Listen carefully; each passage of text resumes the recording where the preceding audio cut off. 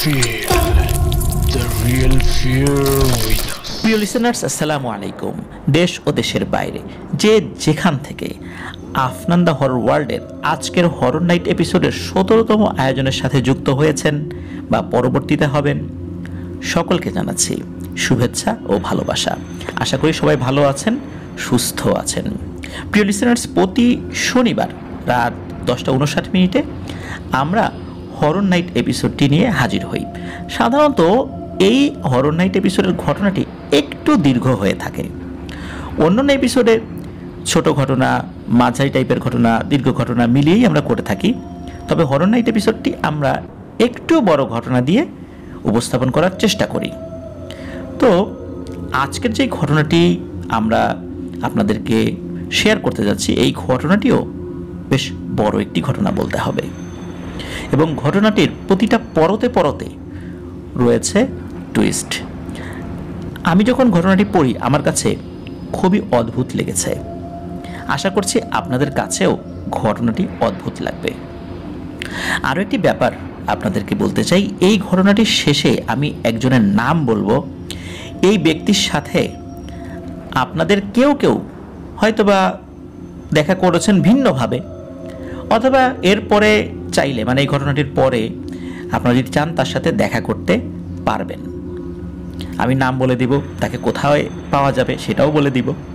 আপনারা এই ঘটনাটির সাথে পরোক্ষ আর একটা ঘটনা রয়েছে, এটি ঘটনার শেষে আমি বলবো, আপনারা শুনলে বুঝতে পারবেন, এবং সেটার যদি সত্যতা যাচাই করতে চান তাহলে ওই ব্যক্তির সাথে আপনারা চাইলে দেখা করতে পারবেন। তো ঘটনাটি বলার আগে একটি কথা, যে কথাগুলো বারবার বলতে হয় সেটা আবারও বলছি, যে আমাদের চ্যানেলে যারা নতুন রয়েছেন, যারা এখনও সাবস্ক্রাইব করেননি, তারা দ্রুত সাবস্ক্রাইব করে ফেলবেন প্লিজ। আর আফনান দ্য হরর ওয়ার্ল্ড নামে আমাদের ফেসবুক পেজ এবং গ্রুপ রয়েছে, এ দুটো লিঙ্ক আমরা আমাদের ভিডিও ডেসক্রিপশনে দিয়ে রেখেছি। সেখানে গিয়ে আপনারা আমাদের পরিবারের সদস্য হয়ে আমাদের পেজে আপনারা আপনাদের মূল্যবান কমেন্ট করতে পারেন, আপনারা আপনাদের মূল্যবান মতামতগুলো দিয়ে। আর আমাদের যে গ্রুপ রয়েছে, ফেসবুক গ্রুপ, সেখানে গিয়ে আপনারা আপনাদের মূল্যবান মতামতগুলো পোস্ট বা কমেন্ট, যেটা খুশি সেটাই করতে পারেন। আর আপনারা যারা ঘটনা পাঠাতে চান তারা লিখে অথবা রেকর্ড করে যে কোনোভাবে ঘটনা পাঠাতে পারবেন afnandahorrorworld@gmail.com এই ইমেল অ্যাড্রেসে। শুধু ইমেল অ্যাড্রেসের মাধ্যমে আমরা ঘটনা নিতে পারছি, অন্য কোনোভাবে ঘটনা নিতে পারছি না।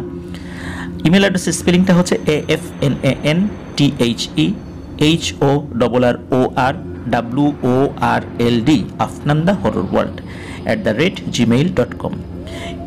এটার স্পেলিংও আমরা আমাদের ভিডিও ডেসক্রিপশনে দিয়ে রেখেছি। প্রিয় লিসেনার্স, আমাদের ভিডিও ডেসক্রিপশনে আরেকটি ইউটিউব চ্যানেলের লিঙ্ক আমরা দিয়ে রেখেছি আফনানস বি নামে। এটি মূলত আমার একটা নিজস্ব চ্যানেল, যেখানে আমার বিভিন্ন ব্লগিং, তারপর ট্রাভেলিং রিলেটেড বিভিন্ন ভিডিও, তারপর এডুকেশনাল বিভিন্ন ভিডিওগুলো, তাছাড়া দেখা যাচ্ছে যে আন্তর্জাতিক বিভিন্ন টপিকগুলো, এগুলো নিয়ে আমি বিভিন্ন সময় ছোট ছোট কিছু কন্টেন্ট তৈরি করে থাকি। এটা অনেক আগে থেকে আমি করতাম, মাঝখানে বেশ কিছুদিন বিভিন্ন ব্যস্ততা আমি করতে পারিনি, আবার নতুন করে করার চেষ্টা করছি। আপনারা আমার এই চ্যানেলও সাবস্ক্রাইব করে রাখতে পারেন। ওখানে যে ভিডিওগুলো দিব, আশা করছি ভিডিওগুলো আপনাদেরও ভালো লাগবে। তবে এটি হরর রিলেটেড কোনো ভিডিও হবে না, স্বাভাবিকভাবেই এটি ভিন্নধর্মী মানে বিভিন্ন ভিডিও থাকবে। আশা করছি সেগুলো আপনাদের কাছে ভালো লাগবে। প্রিয় লিসেনার্স, চলুন কথা না বাড়িয়ে আজকে আমাদের সেই ঘটনাতে চলে যাই, যেই ঘটনাটি আশা করছি প্রতিটা মুহূর্তে আপনাদের মনোযোগ ধরে রাখতে ইনশাল্লাহ সক্ষম হবে। এই ঘটনাটি আমাদেরকে পাঠিয়েছেন আসিফ হোসেন ভাই। উনি বর্তমানে নটরডেম কলেজ ময়মনসিংহের HSC 2024 ব্যাচের একজন শিক্ষার্থী। ওনার বাড়ি গাজীপুরের মাওনা এলাকায়। 94 নম্বর এপিসোডে ওনার পাঠানো একটি ঘটনা, যেটি শিরোনাম ছিল খাপুরার আগমনে, এটি আমরা প্রকাশ করেছিলাম। আর যেই ঘটনাটি উনি পাঠিয়েছেন, এখন যে ঘটনাটি আর কি শেয়ার করতে যাচ্ছি, এই ঘটনাটির আকস্মিকতা এবং ভয়াবহতা যে কোনো সাহসী ব্যক্তিরই ক্ষণিকের হৃদয় স্পন্দন একটু হলেই নাড়িয়ে দেবে। এটি মূলত একটি ব্যতিক্রমধর্মী ঘটনা, আর এই টাইপের ঘটনা খুব কম মানুষের সাথেই ঘটে। ঘটনাটি উনি কীভাবে পেলেন? গত বছর ওনার এক খালাতো ভাইয়ের সুন্নতে খাতনার অনুষ্ঠানে যোগদান করতে পরিবার সহ মুন্সিগঞ্জের বিক্রমপুর নামক স্থানে যান। আমরা জানি মুন্সিগঞ্জ জেলা কিন্তু আলুর জন্য বিখ্যাত। তো অনুষ্ঠান যেদিন ছিল তার আগের দিন বিকালবেলা ওনারা যারা ছিলেন ওই বাড়িতে, সমবয়সী বিশেষ করে যারা, এই সমবয়সী ছেলেরা মিলে একটু হাঁটতে বের হয়েছিলেন। আর ওনাদের সাথে স্থানীয় দুজন দুঃসম্পর্কের আত্মীয় সাজিদ ও রামিম ছিল। এটা কিন্তু তাদের আসল নাম, ওটা ছদ্মনাম না। তো এই সাজিদ ও রামিম উভয়ই সমবয়সী আর কি, মানে এই যে আসিফ হুসাইন সহ আরও যারা আছেন আর কি তাদের সমবয়সী। এই দুটো ছেলের কাছে কিন্তু এলাকার সব তথ্য থাকতো। তারা তো এলাকা টোটো করে ঘুরে বেড়াতো, সব ধরনের তথ্য ওদের কাছে থাকতো। সময়টা আলুর সিজন ছিল, তাই চারদিক জুড়ে শুধু নতুন জন্মানো আলু গাছে ভরা। ওনারা কয়েকজন মূলত আলু ক্ষেতের পাশ দিয়েই হাঁটছিলেন। হাঁটতে হাঁটতে হঠাৎ করে একটা জায়গা ওনারা দেখেন, একটা ক্ষেত আর কি, ওই জায়গাটা একদম খালি পড়ে আছে। ওই জায়গাটি বাঁশ জাতীয় কিছু জিনিস দিয়ে চারদিক থেকে ঘিরে রাখা হয়েছে। দেখেই বোঝা যাচ্ছে জায়গাটা একদমই খালি, এমনকি সেখানে ঘাসপালাও মানে ঘাস টাস যেগুলো আছে এগুলো জন্মায়নি। ব্যাপারটি স্বাভাবিকভাবেই অস্বাভাবিক মনে লাগাটাই, মানে এটা মনে হওয়াটাই স্বাভাবিক এই কারণে যে চারদিকে এত আলুর ক্ষেত, এই জায়গাটায় কি এমন হলো যে মালিক এখানে কোনো কিছু চাষ করেন নাই বা আলু বোনেন নাই। এই বিষয়ে ওই সাজিদ নামক যে ছেলেটা, এই ছেলেটাকে এই আসিফ হোসেন জিজ্ঞেস করেন যে কি ব্যাপার, এই জমিটা এরকম পড়ে আছে যে, মানে বিষয়টা একদম স্বাভাবিক চিন্তা থেকেই জিজ্ঞেস করেছেন, যে কারো তো এই প্রশ্নটা মনে আসতেই পারে। তো সাজিদ এবং রামিম এই প্রশ্নটা শুনে একটু চমকে ওঠেন। তো সাজিদ একটা কথা বলে, রামিম একটা কথা বলে, মানে দুজনের কথার মিল নাই, এবং ওরা বিষয়টা বারবার এড়িয়ে যেতে চায় এবং ওই জায়গাটা ছেড়ে চলে যেতে চাচ্ছিল। তো এই আসিফ হোসাইনের কাছে বিষয়টা একটু খটকা লাগে, মনে হলো না এই বিষয়টা একটু জানার দরকার। মনে করেছেন হয়তো বা এই বিষয়টা এই কারণে ঘটেছে, জমি জমা নিয়ে ঝামেলা থাকে না, মামলা মোকদ্দমা এই ধরনের বিষয় থাকে, তো এমন কোনো কিছু। কিন্তু উনি বুঝতে পারেন যে এই মামলা মোকদ্দমার বিষয় এটা না, এটা অন্য আর একটা ব্যাপার। বেশি জোরাজুরি করতে হয় নাই সাজিদ এবং রামিমকে এই বিষয়টা জানার জন্য। তো সাজিদ এবং রামিম ওরা তো আসলে খুব বেশি বয়স না, একটু এলোমেলো তথ্য দিয়েছিল। তবে এই আসিফ হুসাইন উনি এই তথ্যটা আরও ভালোভাবে সংগ্রহ করেছিলেন। কিভাবে সংগ্রহ করেছিলেন আমরা ঘটনার শেষ দিকে বুঝতে পারবো ইনশাল্লাহ। তো এই ঘটনার সময়কাল 70 থেকে 80 বছর আগে এমনটা হবে আর কি, তো অনেক আগের আসলে। আর ঘটনায় বেশ কিছু নাম, ছদ্মনাম ব্যবহার করা হয়েছে। এর পেছনে কারণও রয়েছে, পুরো ঘটনা শুনলে আপনারা বুঝতে পারবেন।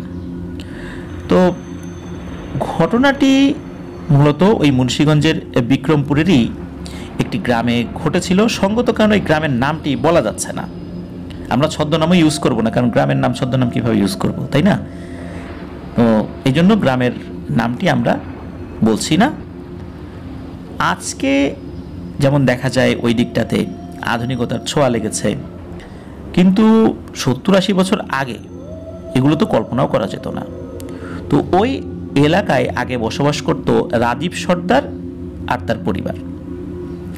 রাজীব সর্দাররা মূলত গ্রামের মোড়ল শ্রেণীর লোক ছিলেন। আর এই রাজীব সর্দার বাড়ির প্রত্যেকটা সদস্যই ছিলেন ধার্মিক এবং আল্লাহ ভীরু। রাজীব সর্দারদের বংশ ছিল বেশ বড়, তাদের বংশের নামই ছিল সর্দার বংশ, এবং তৎকালীন গ্রামের 2/3 লোকই ছিলেন এই রাজীব সর্দারদের আত্মীয় গোছের। রাজীব সর্দাররা ছিলেন মূলত 13 ভাই বোন, 8 ভাই এবং 5 বোন। তো তার বড় এই রাজীব সর্দার ছিলেন হলো চতুর্থ ভাইদের মধ্যে। তার বড় 3 ভাই ছিলেন প্রবাসী, ওনারা বিভিন্ন কারণে বিদেশে চলে গিয়েছেন, সেখানে তাদের অনেক ভালো অবস্থা ছিল আর কি। তৎকালীন সময় এরকম বিমানে ওভাবে যাওয়াটা অনেক টাফ ছিল, ওনারা জাহাজে করে গিয়েছিলেন। বেশ ভালো ভালো দেশে ওই সময় তারা ছিলেন আর কি, এরকমটাই জানা যায় তাদের সম্পর্কে। আর গ্রামের অন্যান্য যে পরিবার রয়েছে তাদের সাথেও এই সর্দার পরিবারের বেশ ভালো সম্পর্ক ছিল। যেহেতু বড় 3 ভাই প্রবাসে ছিলেন, চতুর্থ ভাই ছিলেন এই রাজীব সর্দার, এই জন্য পরিবারের দায়িত্ব ছিল এই রাজীব সর্দারের উপরে। ওনার একেবারে ছোট বোন ব্যতীত সকল ভাই বোনদেরই বিয়ে হয়ে গিয়েছিল। ওনার এই ছোট বোন ওই সময় লেখাপড়া করার জন্য ঢাকায় থাকতেন।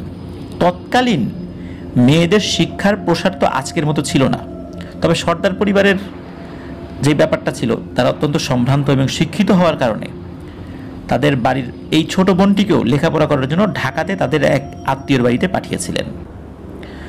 রাজীব সর্দারের ছোট বোনের নাম ছিল সাইমা সর্দার এবং ঘটনাটির সূত্রপাত হয় এই সাইমা সর্দারকে কেন্দ্র করে। ম্যাট্রিক পরীক্ষা শেষ করে সাইমা তার গ্রামের বাড়িতে ফেরত আসেন। উল্লেখ্য, সর্দার বাড়ির প্রত্যেকটা মহিলা সদস্যই কঠোর পর্দা অনুসরণ করতেন। এই সাইমাও কিন্তু তার ব্যতিক্রম ছিলেন না। বাড়িতে এসে সাইমা সামাজিক কিছু কাজ করতেন। গ্রামের দরিদ্র পরিবারের ছোট ছোট বাচ্চাদেরকে কোরআন শিক্ষা দেওয়ার পাশাপাশি তাদের টুকটাক বর্ণমালা শেখানো, এছাড়াও গ্রামের উঠতি বয়সী মেয়েদেরকে জীবনমুখী শিক্ষাও প্রদান করতেন এই সাইমা। ওনাদের পাশের গ্রামে বসবাস করত হিন্দু সম্প্রদায়ের একটি পরিবার। ওই পরিবারটা কামার ছিল। ওই পরিবারের যিনি কর্তা তার নাম ছিল হচ্ছে শীতল কামার, আর তার ছেলে ছিল দীপ কামার। একদিন এই দীপ কামার তার কিছু বন্ধুবান্ধব সহ এই গ্রামে আসে মঞ্চ নাটকের জন্য চাঁদা তুলতে। মানে ওই সময় মঞ্চ নাটক, যাত্রাপালা এরকম উৎসব হতো, মানে ওই সময় তাদের বিনোদনের একটা মাধ্যম ছিল আর কি। তো এটার জন্য চাঁদা তুলতে আসে। তখনকার সময়ে গ্রামে গঞ্জে এই বিষয়টি অনেক জনপ্রিয় ছিল। আজকে তো দেখা যাচ্ছে যাত্রাপালা বা মঞ্চ নাটক ওভাবে মানুষ খুব একটা দেখে না, কিন্তু ওই সময় এটা ছাড়া কিন্তু আর কোনো বিকল্প ছিল না এই নাটক দেখার আর কি। তো গ্রামের মানুষের বিনোদনের একটা উৎস হিসেবে কাজ করতো এই মঞ্চ নাটকগুলো। তো সেবার গ্রামে অনেক বড় একটি আয়োজন করা হয় মঞ্চ নাটক করার জন্য, এবং বেশ ওই সময় নাম করা ঢাকার কিছু অভিনেতাকে নিয়ে আসা হবে সেখানে। এই জন্য বেশ ভালো করে ঘটা করে আয়োজন করা হচ্ছিল, আর এর জন্য প্রচুর টাকা পয়সারও দরকার ছিল। গ্রামের বিভিন্ন ছেলেপেলেরা আশেপাশে ছড়িয়ে পড়ে, যারা চাঁদা দিতে পারে তাদের সাথে যোগাযোগ করার জন্য। তো এই উদ্দেশ্যে এই দীপ কামার এবং তার বন্ধুরা হাজির হয় সর্দার বাড়ির ওই গ্রামে। তো সর্দার বাড়ির গ্রামে ঢুকতেই তাদের সাথে দেখা হয়ে যায় রাজীব সর্দারের ভাগিনা মন্টু সর্দারের সাথে। তো এই মন্টু সর্দারের সাথে এই ব্যাপারে কথা হয়। তখন এই মন্টু সর্দার বলেন, ঠিক আছে ভাইয়া, চাঁদা তুলবে ভালো কথা, তোমরা কাজ করো, সর্দার বাড়ির সোজা মানে সর্দার বাড়িতে সেজো সর্দার যিনি আছেন তার কাছে যাও। ওনার এখন হাতের অবস্থা বেশ ভালো, উনি ইচ্ছে করলে 10 জনের চাঁদা একাই দিতে পারবেন, তাতে তোমাদেরও বেশ উপকার হবে। এই বলে ওই মন্টু সর্দার চলে গেলেন। তো এই মন্টু সর্দারের কথা মতো এই যে দীপ কামার এবং তার বন্ধুরা সর্দার বাড়ির উদ্দেশ্যে যেতে লাগলেন। তো সর্দার বাড়ির সামনে যেতেই তাদের সাথে দেখা হয় এই রাজীব সর্দারের ছোট ভাই মজিদ সর্দারের সাথে। তিনি তখন উঠোনের বাইরে চেয়ারে বসেছিলেন, আর তাদের বাড়ির উঠোনের ভেতর এই সাইমা সর্দার উনি ছোট বাচ্চাদেরকে বর্ণমালা শেখাচ্ছিলেন। তো এই যে দীপ কামার ও তার বন্ধুরা চাঁদার ব্যাপারে মজিদ সর্দারের সাথে কথা বলে, এবং মজিদ সর্দার বলেন, আচ্ছা দাঁড়াও বাপু, আমি টাকা নিয়ে আসতেছি, আমি না বলা পর্যন্ত কিন্তু তোমরা বাড়ির মধ্যে ঢুকো না। তো উনিও খুশি মনে বাড়ির ভিতরে ঢুকে গেছেন। ছেলেপেলে আসছে, গ্রামের ছেলেপেলে তো আসলে না করা যায় না। তো বারবার বলে দেয়, তোমরা কিন্তু এখানেই থেকো, অন্যদিকে যেও না। এই বলে মজিদ সর্দার উঠোন পেরিয়ে বাড়িতে ঢুকলেন। সর্দার বাড়ির উঠোনের এক পাশেই ছিল বাহারি রঙের ফুলের বাগান। খুবই চমৎকার একটা বাগান ছিল ওই সময়, এটাই শোনা যায়। ওই সুন্দর বাগানটা উঠোনের বাইরে থেকে দেখেই দীপ ও নিজেকে ধরে রাখতে পারল না, সে ওই ফুলের দিকে এগিয়ে গিয়েছে। চিন্তা করছে একটা দুটো ফুল ছিঁড়ে, অনেক ফুল তো, একটা দুটো ফুল যদি ছেঁড়া হয় কোনো সমস্যা হবে না, আর সর্দার বাড়ির লোকরা কিছু বলবেও না। তো এই চিন্তা করে ওই বাগানের কাছে গিয়েছে। বাগানের কাছে যেতে যেতে গাছ দেখতে থেকে সে ওই সর্দার বাড়ির উঠোনের ভিতরে ঢুকে গেছে, নিজের অজান্তে আসলে ঢুকে গেছে। আর উঠোনে প্রবেশ করতেই ওই সাইমার সাথেও চোখাচোখি হয়। তো সাইমা তখন স্বাভাবিক পোশাকে ছিল, পর্দা অবস্থায় ছিল না আর কি। তো এই দীপ সাইমার দিকে তাকায়। তো সাইমার দিকে তাকানোর পর স্বাভাবিকভাবেই হঠাৎ করে তাকিয়েছে। সাইমাও বেশ লজ্জা পেয়েছে, এখন দীপও লজ্জা পেয়ে গেছে। হঠাৎ করে তার দিকে চোখাচোখি হয়েছে। নর্মালি তো এই সর্দার বাড়ির উঠোনে বাহিরের কোনো ছেলে পেলে ঢোকে না। তো দেখা যাচ্ছে যে ভদ্রতার খাতিরে তার নাম জিজ্ঞেস করেছে। এখন নাম জিজ্ঞেস করার পরে এই সাইমা আসলে নামটা বলে নাই, একটু লজ্জা পেয়ে সে বাড়ির ভেতরে ঢুকে পড়ে। এইটা আবার দেখে ফেলেছে বাড়ির ভেতর থেকে রাজীব সর্দার, মানে ওই পরিবারের কর্তা। তো কেউ তো ওই বাড়ির উঠানের মধ্যে কেউ ঢোকে না অনুমতি ছাড়া, আর বাইরের ছেলেপেলেরা তো অবশ্যই ঢোকে না, কারণ বাড়ির মহিলারা উঠোন দিয়ে হাঁটাচলা করে, বেগানা কোনো পুরুষ সেখানে ঢুকবে এটা তো হতেই পারে না। কিন্তু হঠাৎ করে এই উঠতি বয়সী ছেলেটা কিভাবে ভিতরে ঢুকলো, এইটা দেখে ওনার মেজাজ যায় বিগড়ে। তো উনি দ্রুত বাড়ির থেকে বের হয়ে উঠোনে আসেন। আর এই ছেলে কিভাবে এই বাড়ির ভিতরে ঢুকলো এই বিষয়ে আসলে উনি কোনো প্রশ্ন করেন নাই। ওরা যে কি কাজে আসছে, কিভাবে এখানে আসলো, মানে ওনার মাথাটা এত গরম হয়ে গিয়েছিল যে এটা যে প্রশ্ন করবেন এই সেন্সটা ছিল না। রাগে উনি নিজেকে সামলাতে পারলেন না, কোনো কিছু না ভেবেই পাশ থেকে একটা তাল গাছের সোবরা, মানে তাল গাছের একটা ডাল সদৃশ একটা জিনিস নিয়ে অনবরত পেটাতে লাগলেন এই দীপ কামারকে। তো মজিদ সর্দার এমনিতেই ঠান্ডা মেজাজের লোক ছিলেন, তো উনি তো ভেতরে চলে গেছেন। এদিকে রাজীব সর্দার এই দৃশ্যটা দেখেছেন, দেখার পরে তার তো মেজাজ, মজিদ সর্দার জানতেন আসলে ঘটনাটা কি হয়েছে, কিন্তু রাজীব সর্দার তো জানেন না যে এই ছেলেটা কিভাবে আসছে, সে তো পেটাচ্ছে সমানে। মজিদ সর্দার টাকা নিয়ে যখন বাইরে বের হয়েছে দেখে যে তার ভাই এই ছেলেটাকে মারছে, এমনভাবে এই সময়ের মধ্যে পিটিয়েছিল, একদম রক্তাক্ত করে ফেলেছিল এই দীপ কামারকে। তো মজিদ সর্দার এটাকে থামান, বলে ভাই কি করো, ও তো আসছিল আমার কাছেই টাকা নেওয়ার জন্য। তখন মজিদ সর্দারের এই কথা শোনার পর রাজীব সর্দার চিন্তা করেন যে ও তাহলে তো এই ব্যাপার, ও তো আসছিল আমার ভাইয়ের কাছেই। তো উনি বিষয়টা আসলে একটু নিজের কাছে খারাপ লাগে, হ্যাঁ এটা করলামটা কি, ভালো করে তো বুঝতে পারলাম না, আমরা মনে করেছিলাম যে ও হয়তো বা ইচ্ছা করে ঢুকে গেছে বাড়ির ভিতরে। তো যদিও বা মজিদ সর্দার বলেছিল ছেলেটা তো আসলে ভিতরে আসতে আমি নিষেধ করেছিলাম, ও কেন আসলো বুঝতে পারলাম না, একটা ঘটনা তো ঘটে গেছে। আর এই যে রাজীব সর্দার ক্ষিপ্ত হয়ে ওখানে পেটাচ্ছে, এই দীপ কামারের যে বন্ধুরা বাইরে দাঁড়িয়েছিল ওরা তো এসে ঠেকাবে বা ওরা বলবে, মানে এটাও সাহস পাচ্ছে না ওরা এই অবস্থা দেখে ওই দীপ কামারকে রেখেই যে যেদিকে মানে পেরেছে দৌড়ে পালিয়েছে। তো বেশ খানিকক্ষণ পর এই বন্ধুরা আবার ফেরত এসেছে, আসার পর এই দীপকে নিয়ে তারা আবার ফেরত যায়, এবং বন্ধুরা বলে যে আসলে দীপ তো বুঝতে পারে নাই, ও এই বাগান দেখতে দেখতে ফুল দেখতে দেখতে উঠানের ভিতরে ঢুকে পড়েছিল। তো এটা বলে এবং রাজীব সর্দারের কাছে ক্ষমা চায়। রাজীব সর্দার আসলে লজ্জিত হন যে কি করে ফেললাম রাগের মাথায় এমন একটা কাজ, এটা তো আসলে উচিত হয় না। উনি সর্দার গোছের একজন মানুষ, গ্রামের সকলে তাকে সম্মান করে, আজ পর্যন্ত কাউকে উনি গায়ে হাত তোলেন নাই, সবাই তাকে সম্মানের কারণেই ভয় পায়, এমন একটা ঘটনা ঘটিয়ে ফেললেন উনি। যাই হোক, উনি নিজের ভুলটা বুঝতে পারেন যে এইভাবে তো পেটানো হয়নি। এরপর ওনার ভাই এই যে মজিদ সর্দারকে সাথে নিয়ে উনি খোঁজ খবর নিতে নিতে এই দীপ কামারের যে বাড়িটা যেখানে ওই দিকে গিয়েছেন, মানে ওই পাড়ায় গিয়েছেন। সেখানে গিয়ে জানতে পারেন যে দীপ কামারের অবস্থা নাকি খুবই খারাপ, আর এই দীপ কামারের বাবা শীতল কামার উনি নাকি এই রাজীব সর্দারের উপর খুবই ক্ষেপে আছেন, এবং ক্ষেপে থাকাটাই স্বাভাবিক। তো রাজীব সর্দার আবারও দীপ কামারের বাড়িতে যান, মানে দীপদের বাড়িতে যান। তো বাড়িতে গিয়ে দেখেন, মানে প্রথম দিন গিয়েছেন যে তারা ক্ষেপে আছে, এই জন্য আসলে জান নাই যে আসলে তারা রাগের মাথায় গালিগালাজ করতে পারেন, চিন্তা করছেন আসলে পরে যাই, পরে গিয়ে ওই ছেলেটার চিকিৎসার জন্য কিছু টাকা পয়সাও দিয়ে আসবো, আর তার পরিবারের কাছে গিয়ে কথাবার্তা বলে ক্ষমা চেয়ে আসবো, এরকমটাই চিন্তা করেছিলেন আর কি। তো ওনারা 2 দিন পরে আবার গিয়েছেন, দেখেন ওই শীতল কামার মানে দীপ কামারের বাবা আর কি, তো উনি পরিবার সহ চলে গেছেন বাড়িতে তালা ঝুলিয়ে। আশেপাশের লোকদেরকে জিজ্ঞেস করলে আশেপাশের লোকজন জানায় যে গত পরশু ভোর রাত্রে হঠাৎ নাকি দীপের প্রচণ্ড কাশি হয়, এবং সাথে রক্ত বমি করতে করতে এই দীপ কামার মারা যায়। একথা শুনে রাজীব সর্দার নিজেও ভীষণ অবাক হয়েছেন, কারণ উনি অতটা মারেন নাই যাতে দীপের অবস্থা এমন হতে পারে।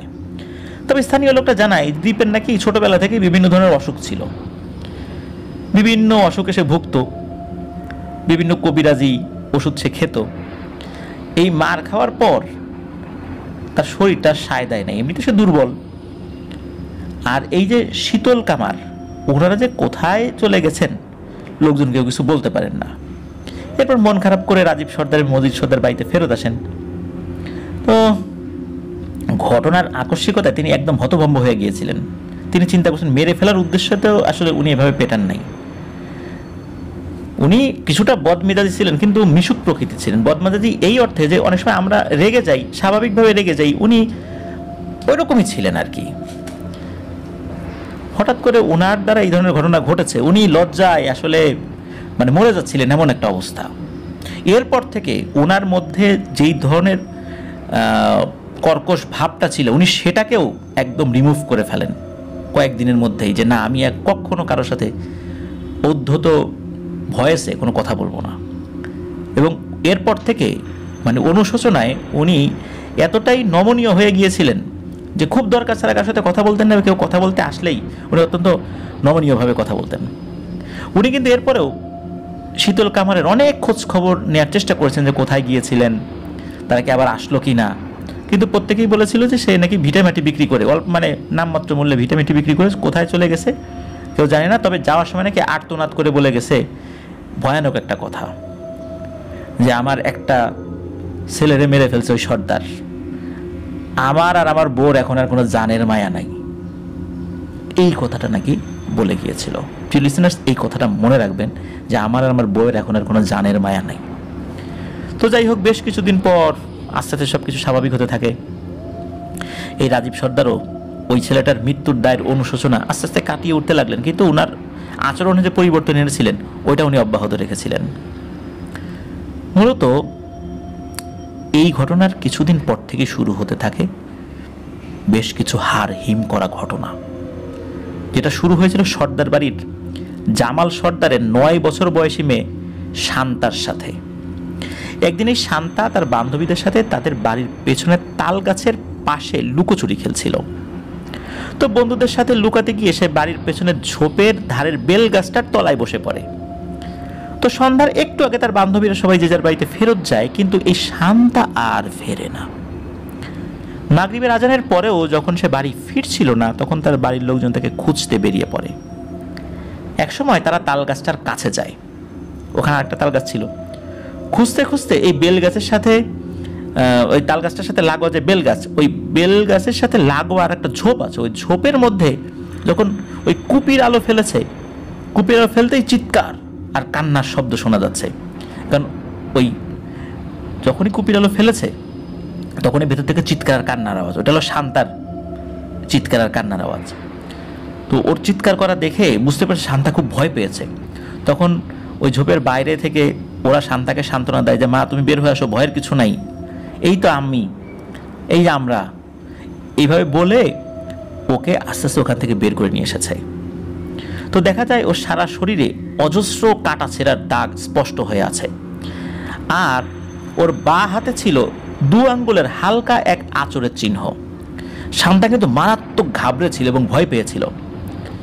ওকে একটু স্বাভাবিক করার পর ওকে জিজ্ঞেস করে যে কি হয়েছিল আসলে, তুমি এর ভিতরে ঢুকলা কেন? তখন সে এক ভয়ঙ্কর ব্যাপার জানায়।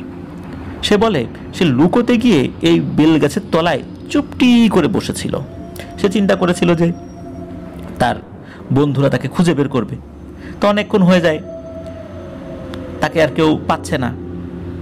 তো ও মজা করে বসে আছে, তাকে খুঁজে পাচ্ছে না, এখান থেকে বের হলেই তোকে খুঁজে পেয়ে যাবে, লুকোচুরি খেলার যেই নিয়ম আর কি। তো ও চুপটি করে বসে আছে।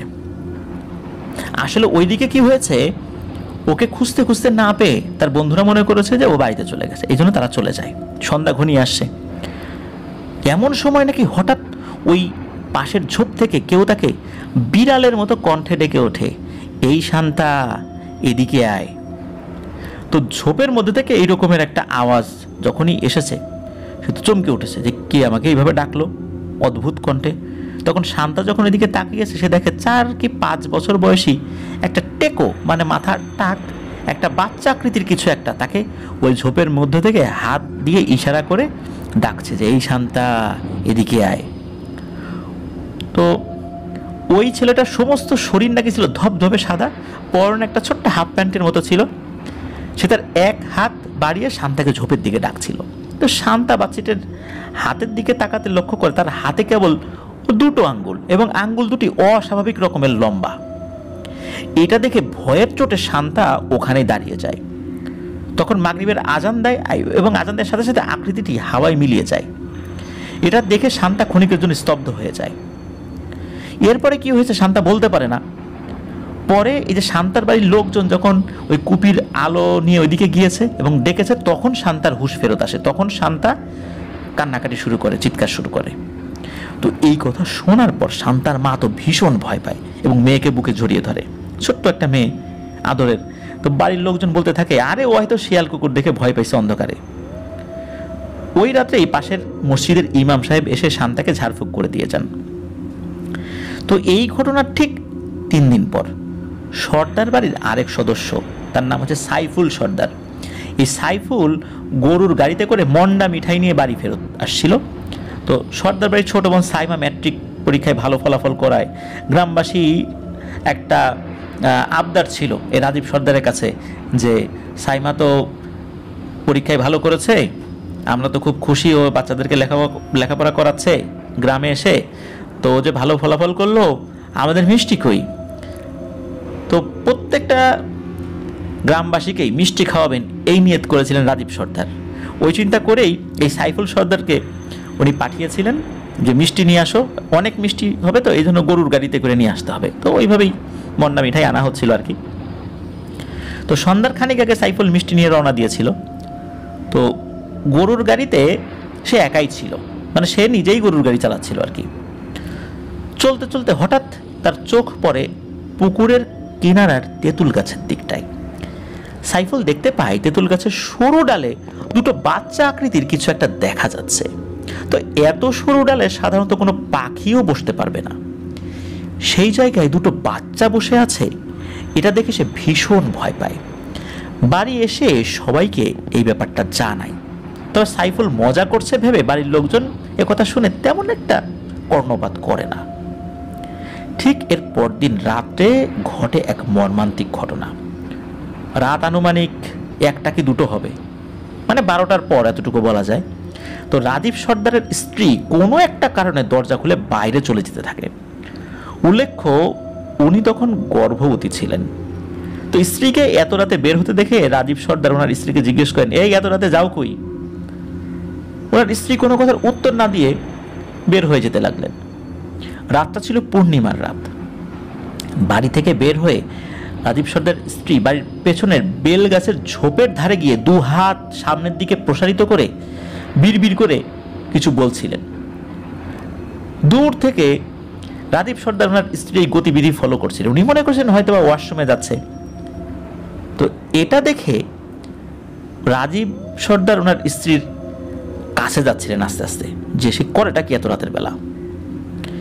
এমন সময় খুবই দ্রুত গতিতে, মানে চোখের পলকে, ওনার স্ত্রী ঝোপ থেকে একটা বাঁশের কঞ্চির সামনের দিকটা ধারালো ছিল, মনে হচ্ছে আগে থেকেই কেউ কেটে রেখেছে ধারালো করে সামনের অংশটা। উনি সমস্ত শরীরের সমস্ত শক্তি দিয়ে ওই কঞ্চিটা নিজের পেটের মধ্যে ঢুকিয়ে দেন, মানে নিজের পেটে নিজেই কঞ্চিটা ঢুকিয়ে দেন। এবং যন্ত্রণায় যে উনি কাতরাবেন তা না, অট্ট হাসি দিতে দিতে উনি জ্ঞান হারান। হতবিহ্বল অবস্থায় রাজীব ওনার স্ত্রীর কাছে গিয়ে ওনাকে দ্রুত ঘরে নিয়ে আসেন। প্রচণ্ড রক্ত বের হচ্ছে পেট থেকে। এমত অবস্থায় ওই রাত্রি বৈদ্য ডেকে আনা হলো। বৈদ্য এসে বললেন যে অতিরিক্ত রক্তপাতের কারণে পেটের বাচ্চা সহ ওনার স্ত্রী মারা গেছেন। ঘটনার আকস্মিকতায় বাড়ির সকলে তো হতবাক, একই সাথে শোকাহত যে হলোটা কি, হঠাৎ করে এমন একটা ঘটনা ঘটলো। ওনার স্ত্রী তো দিব্যি স্বাভাবিক ছিলেন, কোনো ঝগড়াঝাটি নাই যে আত্মহত্যা করবে। আর উনি ওনার অনাগত বাচ্চা নিয়েও খুব আনন্দিত ছিলেন এবং পেটের বাচ্চারও যেন খুব ভালো যত্ন হয় এটা নিয়েও কিন্তু উনি নিজের প্রতিও খুব যত্ন নিতেন। আর রাজীব সর্দার ওনার স্ত্রীর দিকে খুব খেয়াল রাখতেন। এরকম একটা ঘটনা ঘটে গেল, এটা কারো জন্যই আসলে কাঙ্ক্ষিত ছিল না, ছিল অনাকাঙ্ক্ষিত। রাজীব সর্দার ওনার স্ত্রীর এই মৃত্যুটা নিজের চোখে দেখার পর উনি বুঝতে পারলেন যে এই পরিবারের উপর অশুভ কিছুর ছায়া পড়েছে। কেনই বা ওনার স্ত্রী মাঝরাতে বাড়ির পিছনে গিয়ে নিজের পেটে আঘাত করতে যাবেন, এই বিষয়টা তো কারোরই বোধগম্য হলো না। স্ত্রীর মৃত্যুর রেশ কাটিয়ে কিছুদিন পর 2 গ্রাম পরের এক বড় মাপের কবিরাজকে ডেকে নিয়ে আসা হলো ওনাদের বাড়িতে। কবিরাজকে ওনারা শুরু থেকে ঘটা সব ঘটনা বিস্তারিত বলতে লাগলেন। সব শুনে কবিরাজ ওনাদের বাড়ির একটা বন্ধ কক্ষে প্রবেশ করলেন এবং সবাইকে কক্ষ থেকে বের হয়ে যেতে বললেন, আর ভেতর থেকে উনি দরজা আটকেও দিলেন। কিছুক্ষণ পর সেই কবিরাজ ঘর থেকে বেরিয়ে আসলেন এবং তাদের জানালেন এই বাড়িতে নাকি জিন ঘটিত কোনো সমস্যাই নেই।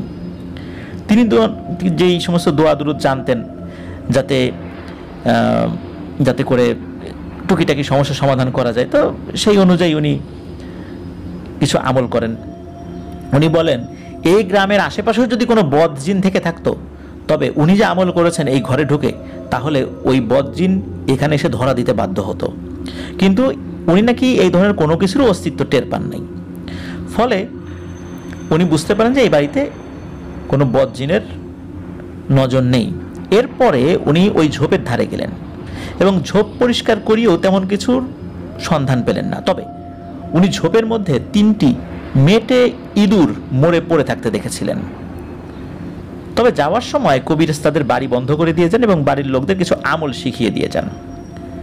এরপর অবশ্য মাসখানেক কোনো ধরনের সমস্যা হয়নি। মাসখানেক পর শুরু হতে থাকে আর এক সমস্যা। বাড়ির সকলের মাথার চুল অস্বাভাবিকভাবে পড়তে থাকে, কোনো কারণ ছাড়াই তাদের মাথার চুল পড়তে থাকে। এর সাথে তাদের বাড়ির ছোট সদস্য যারা আছে, মানে বাচ্চা, এদের স্কিন মানে ত্বকের যে চামড়া, এই স্কিন কুচকে যেতে শুরু করে, মানে ঘুচিয়ে আসছে আর কি। আর প্রতিদিন সকালবেলা সর্দার বাড়ির আশেপাশে মেটে ইঁদুর মরে পড়ে থাকতো। আর এই ইঁদুরগুলো দেখে মনে হতো যেন ইঁদুরগুলোর শরীর থেকে সমস্ত রক্ত বের করে নেওয়া হয়েছে। বিষয়টি সাইমার কাছে বেশ অবাক লাগে। ওই দিনই সকাল থেকে আবার প্রচুর বৃষ্টি পড়ছিল। রাতের বেলা সাইমা তার বৃদ্ধা মায়ের সাথে ঘুমাতো। সেদিন তার মা তার কাকিমার সাথে পাশের গ্রামের তাদের এক অসুস্থ এক আত্মীয়ের বাড়িতে গিয়েছিল। ফলশ্রুতিতে ওই রাত্রে সাইমা একাই ঘুমিয়েছিল। সাইমা রাতের খাবার খেয়ে কুপি নিভিয়ে ঘুমাতে যায়, আর কিছুটা শীত শীত লাগতে শুরু করে, তাই সে কাঁথা মুড়ি দিয়ে শুয়েছিল। তার ঘুম ঘুম ভাব আসতে শুরু করেছে। এমন সময় সাইমা ফিল করে একটা ঠান্ডা কোনো একটা বস্তু তার পায়ের পাতা আলতোভাবে স্পর্শ করছে। সে বুঝতে পারে বস্তুটি পাখির পালকের মতো কিছু একটা। তো সাইমা ওই সুরসুরি পায়ে লাগার কারণে সে একটু পা নাড়াচাড়া করছিল, কিন্তু জিনিসটা কি এটা দেখার জন্য সাইমা ধীরে ধীরে তার পাশের টেবিলে রাখা যে কুপিটা ছিল, কুপির পাশে ম্যাচ ছিল, তো ওই জিনিসটা দিয়ে কুপিটা জ্বালিয়েছে। তো কুপির আবছা আলোয় সাইমা হঠাৎ করে দেখতে পায় যে 4টা বামন আকৃতির ভয়ানক অবয়ব তার পায়ের কাছে বসে আছে। এর মধ্যে 2টো একটু দূরে আর 2টো পায়ের একদম কাছে বসে আছে, এবং এই 2টোর মধ্যে একটা কোনো কিছু দিয়ে তার পায়ের নিচের দিকে একটু সুরসুরি দেওয়ার চেষ্টা করছে, আর আরেকটা তার হাতের নখ দিয়ে সাইমার পায়ে আঁচড় কাটছে। তবে আশ্চর্যের বিষয় হলো যে এই যে পায়ে আঁচড় কাটছে, সাইমা কিন্তু তখন ব্যথা পাচ্ছে না। সাইমা কিন্তু বেশ সাহসী একটা মেয়ে ছিল। তো সাইমা কি করেছে, আচমকা ভয় পেয়ে ওই পায়ের একদম কাছাকাছি যেই 2টো অবয়ব ছিল ওই 2টোকে সজোরে লাথি মেরেছে, আর প্রচণ্ড জোরে দিয়েছে। এক চিৎকার দিয়ে দরজা খুলে বাইরে বের হয়েছে। তো পরিবারের সদস্যরাও তো ঘুম থেকে জেগে গিয়েছে। সাইমার মুখে কথা শুনে তারা ঘরে ঢুকে কাউকে দেখতে পায় না। তবে সাইমার পায়ের দিকটা তারা খেয়াল করে, দেখে যে তাদের নজরে আসে সাইমার গোড়ালি থেকে 1 ইঞ্চি উপরে নখের চিহ্ন রয়েছে, সাদা সাদা আঁচড়ের চিহ্ন, মানে রক্ত বের হয় নাই। অনেক সময় আমরা চুলকালে অনেক সময় আমাদের স্কিনের উপর এক ধরনের সাদা সাদা নখের আঁচড় পড়ে, ঠিক ওই রকম দাগ স্পষ্ট ছিল। পরদিন ওনার 2 ভাই তারা আসামে রওনা দেন, যে আসামে একজন ভালো বুজুর্গ আছেন, তো ওই বুজুর্গের কাছে যাবেন। তো ওনারা রওনা দেন। শোনা যায় উনি ওনার লাইফে অনেক ধরনের ভয়ানক জিন রিলেটেড সমস্যার সমাধান করেছেন। মূলত ওই বুজুর্গ ব্যক্তির নাম ঠিকানা জানতেন, যেহেতু ওনারাও ধার্মিক মানুষ ছিলেন। তো ওনারা রওনা দেন। ওনার নাম ছিল সাইদ হুসাইন। আবারও বলছি, ওনার নাম ছিল সাইদ হুসাইন, ওই বুজুর্গ ব্যক্তির নাম। তো রওনা তো দেওয়ার পরে বেশ কয়েকদিন চলে যায়। স্বাভাবিকভাবেই তো আসলে এতটা কাছে না, তাই না, বেশ দূরেই আর কি বলা চলে। তো ওনারা ওনাকে নিয়ে আসেন। বাড়িতে আসার পরে বলেন যে এই সাইদ হোসাইনকে নাকি ওনারা পথেই পেয়েছেন, মানে আসামে যাবেন, তাকে নিয়ে আসবেন, আসা যাওয়াতে বেশ সময় প্রয়োজন, কিন্তু না, ওনারা 1-2 দিনের ব্যবধানে তাকে নিয়ে এসেছিলেন। কীভাবে এত তাড়াতাড়ি নিয়ে আসলেন, বাড়ির সদস্যরা অবাক হয়ে যায়। বলে যে ওনাকে নাকি পথেই পেয়েছিলেন। ওনারা বেশ অনেকটা পথ যখন এগিয়ে গিয়েছেন, একদিনের পথ এগিয়ে গিয়েছেন, তখন তো আসলে এই 1940, 42 বা 45 সালের দিকে এতটা আসলে যোগাযোগ ব্যবস্থা উন্নত ছিল না। তো ওনারা একটা জায়গায় সাইদ হোসাইনকে পান, ওনারা আগে থেকে চিনতেন তাকে, ওইদিকে আসা যাওয়া ছিল, ধর্মীয় কারণেই আসা যাওয়া ছিল। তো ওই জায়গাতে সাইদ হোসাইনকে দেখে ওনারা অবাক হন। সাইদ হোসেনকে জিজ্ঞেস করেন যে হুজুর আপনি এদিকে? বলে হ্যাঁ, আমি তোমাদের ওই গ্রামের দিকেই যাচ্ছিলাম, আমি জানতে পারলাম যে তোমাদের বাড়িতে একটা সমস্যা, তো আমি যে কোনোভাবেই হোক বুঝতে পেরেছি, এই জন্য আমি রওনা দিয়েছিলাম, আমি জানতাম তোমাদের সাথে পথেই দেখা হবে। তো ওনাকে এখানে দেখতে পেয়ে ওনারা তো খুবই আনন্দিত যে আলহামদুলিল্লাহ, আল্লাহ রহমত করেছেন, এতটা পথ যেতে তো হলোই না, উনি অনেকটা পথ এগিয়ে এসেছেন। বিষয়টা আসলে আল্লাহর একটা অশেষ রহমত বলে ওনারা মনে করেন। তো এই সাইদ হোসাইন হুজুরকে নিয়ে ওনার বাড়িতে চলে আসেন। তো এই সাইদ হুজুরকে শুরু থেকে সব ঘটনা বিস্তারিত জানানো হয়।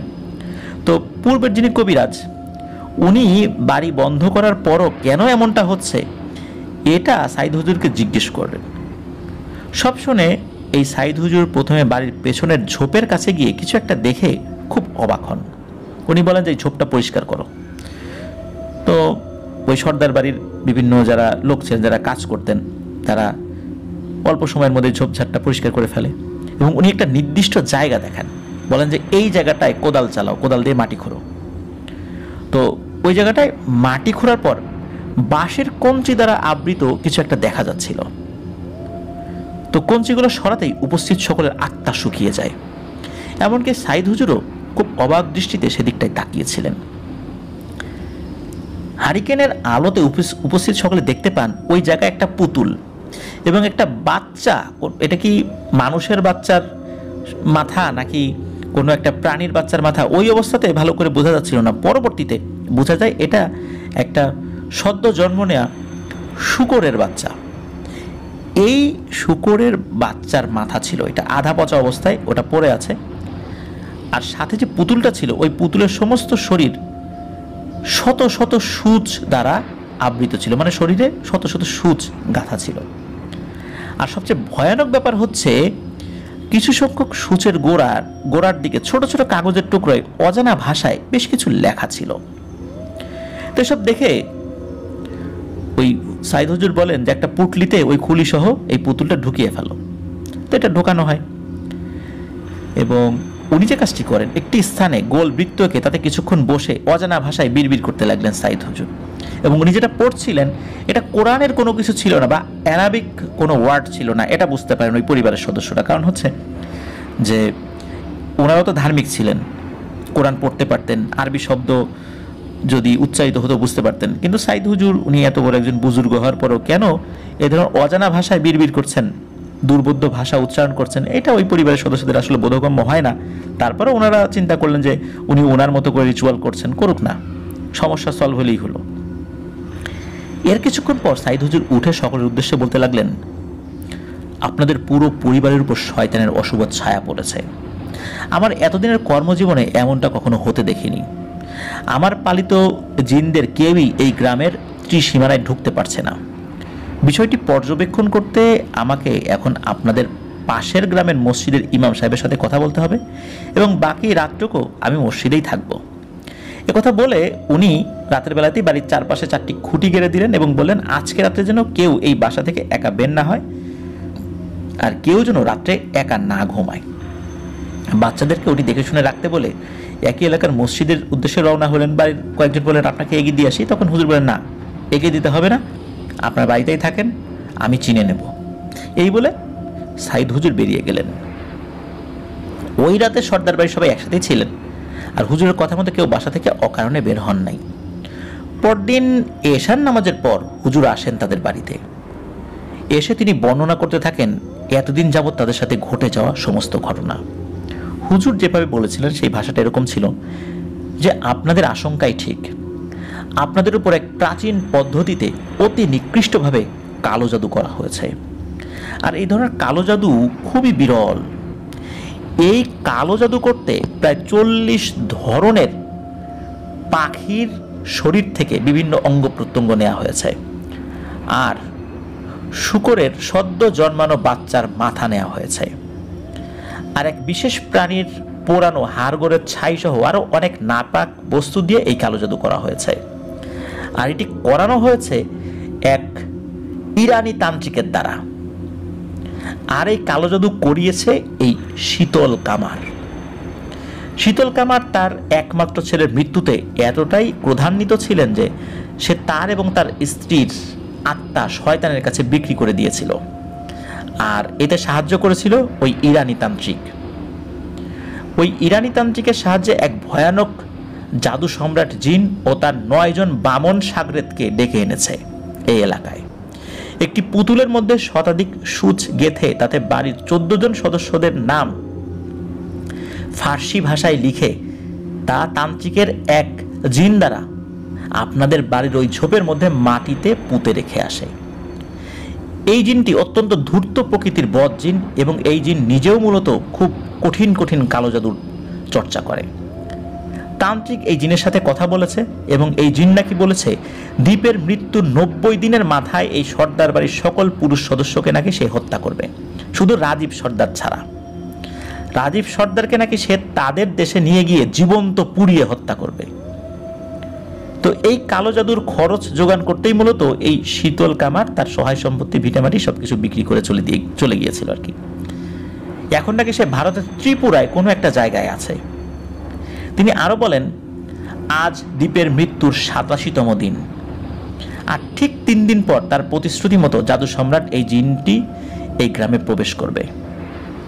এতদিন সে তার সাগরেদ 9 জন বামন জিনদের পাঠিয়েছিল আপনাদের উপর নজর রাখতে এবং টুকটাক ক্ষতি করতে। আর আপনি যখন রাগের মাথায় দ্বীপকে পেটাচ্ছিলেন তখন আপনার স্ত্রী দূর থেকে দেখেও প্রথমে আপনাকে থামাতে আসেনি।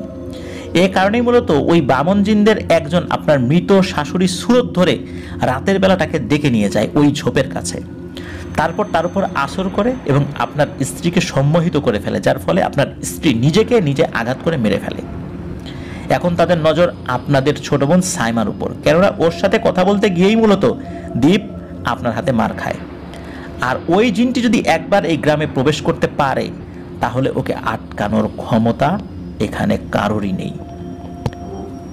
হুজুরের মুখ থেকে এইসব কথা শুনে রাজীব সর্দারের মাথায় যেন আকাশ ভেঙে পড়ে। তার ভুলের জন্য আজ তার পরিবারের উপর এমন মহাবিপদ নেমে এসেছে। এ কথা বলে তো উনি তো অজর ধারায় কান্না করতে লাগলেন। হুজুর রাজীব সর্দারকে শান্ত হতে বললেন এবং বললেন যে এই দ্বীপ কামার অনেক আগে থেকে দুরারোগ্য ব্যাধিতে আক্রান্ত ছিল, পূর্ব থেকেই শরীর দুর্বল থাকায় সামান্য মার তার সহ্য হয়নি শরীরে, এই কারণেই সে মারা গেছে।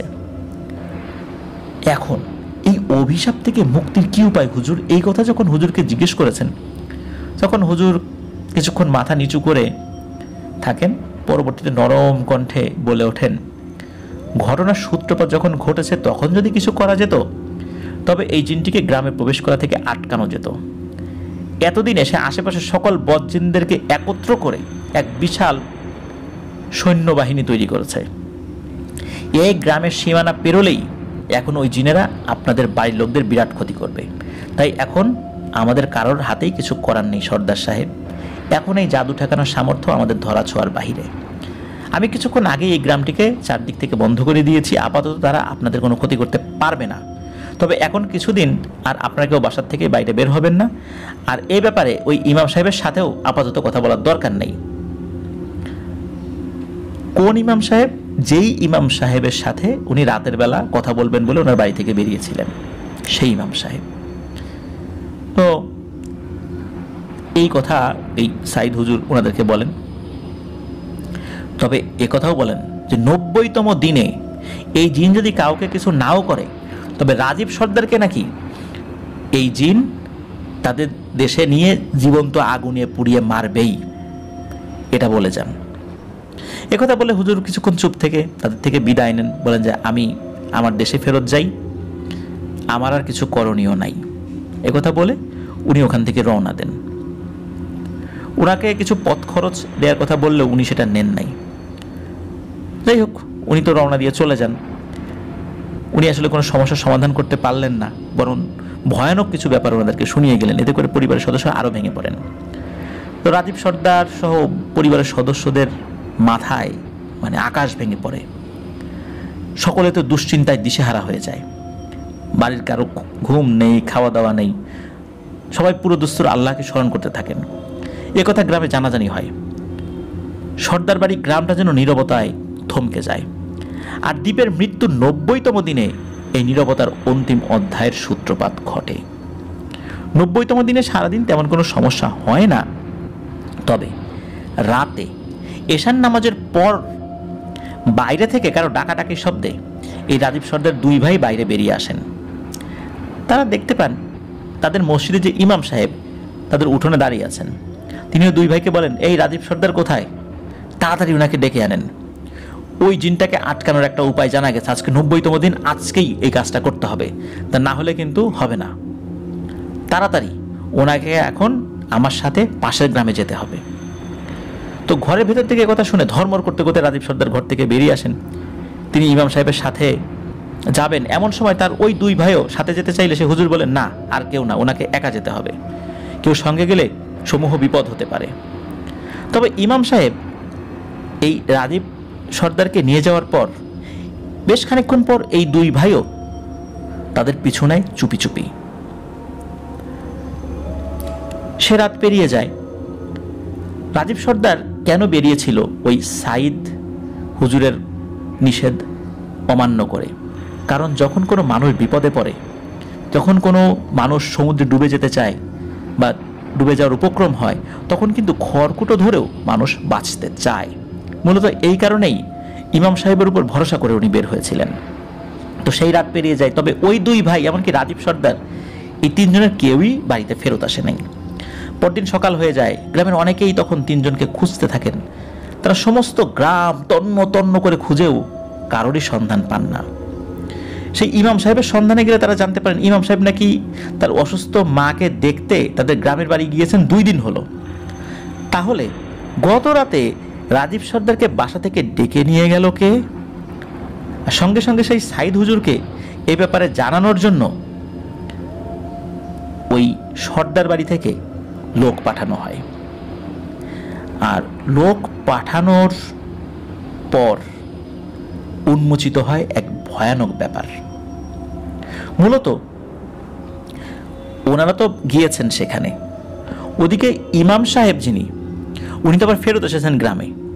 ওনাকে খবর দেওয়া হয় যে আপনি রাজীব সর্দারকে ডেকে কোথায় নিয়ে গেছিলেন। তো গ্রামের একজন গুরুত্বপূর্ণ ব্যক্তির সাথে নিখোঁজ হওয়ার সাথে তার নাম জড়িয়ে গেছে। উনি তাড়াতাড়ি করে গ্রামে ফেরত এসেছেন। ফেরত আসার পরে উনি বলেন যে কি হয়েছে, বলে এই ঘটনা। বলে না তো, আমি তো ছিলাম না। তখন ওই বাড়ির সদস্যরা বলেন যে সাইদ হুজুরের কথা, যে সাইদ হুজুর তো আপনার সাথে এরকম দেখা করেছিল, তো আপনার কথা বলেছিল আপনার সাথে পরামর্শ করবে। বলে কোন সাইদ হুজুর? আসামের সাইদ হুজুর? বলে হ্যাঁ, আসামের সাইদ হুজুর। বলো কি তোমরা? আসামের সাইদ হুজুর তো আরো মাসখানেক আগেই মারা গেছে। তোমরা সাইদ হুজুরকে কোথায় পেলে? ওনার এক ভক্ত ওনার যেই জায়গায় যেখানে উনি থাকতেন সেখান থেকে ফেরত যাওয়ার সময় আর একজন ব্যক্তির কাছে খবর দিয়েছিলেন যে সাইদ হুজুর মারা গেছেন। সেই ব্যক্তির মাধ্যমে আমি খবরটা পাই, কিন্তু সেটা তো মাসখানেক হয়ে গেছে, প্রায় 2 মাস হয়ে গেছে। আর উনি তো অনেক বৃদ্ধ ছিলেন, বার্ধক্যজনিত কারণে উনি মারা গেছেন। তোমরা বলছো কিছুদিন আগেই সাইদ হুজুর এখানে আসছে, রাত্রেবেলা আমার সাথে পরামর্শ করছে। কই, আমি তো সাইদ হুজুরকে দেখি নাই, আমার সাথে তো কেউ পরামর্শ করতে আসে নাই। আর এত ঘটনা ঘটে গেল, তোমরা এইগুলো গোপন রেখেছো কেন? কেন আমাকে পরবর্তীতে বলো নাই? বলে সাইদ হুজুর বলছিলেন যে না, আপনাকে যেন কোনো কিছু না জানানো হয়। তখন তো ইমাম সাহেবের টনক নড়ে যে এখানে তো বিশাল একটা সমস্যার সৃষ্টি হয়েছে। আর ইমাম সাহেবের মুখে এই কথা শুনে উপস্থিত সকলের মাথায় যেন আকাশ ভেঙে পড়লো। যে আরে বলে কি, সাইদ হুজুর মারা গেছেন মানে? তাহলে আমাদের এখানে এসেছিল কে? আর আমাদের কাছে কালো জাদুর ব্যাপারে যে সকল বিষয়গুলো বর্ণনা করা হলো, মাটি খুঁড়ে কালো জাদুর বিভিন্ন উপকরণ বের করা হলো, এই লোকটা কে ছিল, কে এসেছিলেন?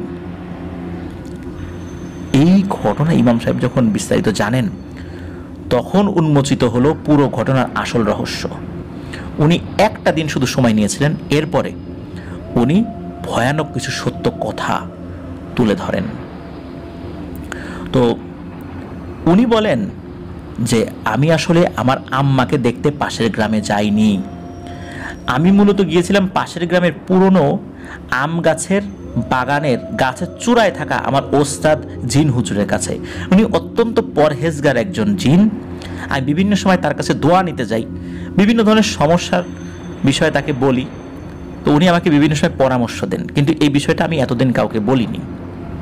আর আমি আমার আম্মার অসুস্থতার খবরে যে আমি গিয়েছিলাম, এটা সত্য আমার আম্মা অসুস্থ, কিন্তু আমি গ্রামে যাইনি। এই আম বাগানেরই এমন একটা জায়গায় আমি অদৃশ্য ছিলাম, যেটা বাইরে থেকে কেউ বোঝার কোনো সুযোগ নেই, বুঝতে পারবে না, অথচ ওদিক দিয়ে অনেক মানুষই যায়। তা আমি ওই জিন হুজুরের কাছ থেকে এই বিষয়ে, সর্দার বাড়ির সমস্যার বিষয়ে আমি জিজ্ঞাসা করি। মূলত আমি যেদিন প্রথম যাই এই বাড়িতে, কেন আমি কোনো জিনের অস্তিত্ব পাচ্ছিলাম না, আশেপাশের এলাকায় কোনো বদ জিন নাই, এর পিছনে কারণ কি, বিষয়টা আমার সন্দেহ লাগে, কিন্তু আমি বুঝতে পারি নাই যে বিষয়টা কি। কিন্তু একে একে ওই বাড়িতে বিভিন্ন সমস্যা যখন সৃষ্টি হয়, তখন মূলত আমি আমার ওস্তাদ জিন হুজুরের কাছে গিয়েছি। ওনার কাছে গিয়ে আমি আপনাদের ব্যাপারে বলি, আর উনি এই ব্যাপারে তার শিষ্য জিনদের কাছ থেকে বিস্তারিত খবর নেন এবং এই বিষয়টি সম্পূর্ণ আমার কাছে ব্যাখ্যা করেন। মূলত আপনাদের কাছে এতদিন যে সাইদ হুজুর সেজে এসেছিল, সেটি হচ্ছে সেই বদ জাদু সম্রাট জিন। আর এই জিনটা হচ্ছে ইফরিত শ্রেণীর একটা জিন, অত্যন্ত শক্তিশালী এবং জাদুবিদ্যায় পারদর্শী এই জিন। এর নাম হচ্ছে দুবাইলা। দুবাইলা এক ভয়ঙ্কর অসুখের নাম। এই অসুখ মূলত শরীরে ফোড়া সৃষ্টি করে, কাঁধে, পিঠে বিভিন্ন জায়গায় ফোড়া সৃষ্টি করে মারাত্মক যন্ত্রণা দেয় এবং এই যন্ত্রণায় অনেকেই মারা যায়। মূলত এই অসুখের নামটাই এই ইফরিত জিনের নাম দুবাইলা।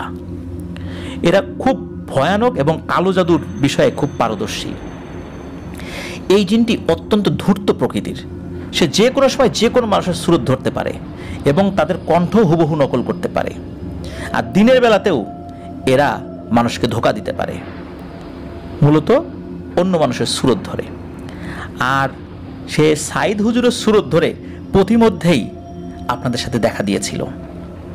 কারণ আপনারা যদি ওই এলাকায় পৌঁছাতেন, তাহলে তো আপনারা জেনে যেতেন যে সাইদ হুজুর মারা গেছে।